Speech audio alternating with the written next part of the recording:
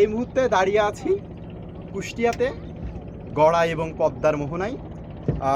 মাঝে মাঝেই এখানে আমরা আসি এবং পরিবেশটা খুব সুন্দর, কারণ ঈদের পরে যারা একটু প্রকৃতির মধ্যে সময় কাটাতে চান জায়গাটা খুবই সুন্দর।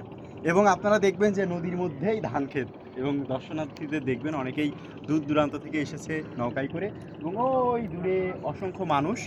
এবং শেষ বিকেলে জায়গাটা ঘুরতে আসলেই খুবই সুন্দর এবং খুব ন্যাচারাল একটা ভিউ পাবেন। সো কুষ্টিয়ার মানুষ যারা আছেন সবাই জানেন আমি কুষ্টিয়ার মানুষ, প্রাণের কুষ্টিয়া আমার।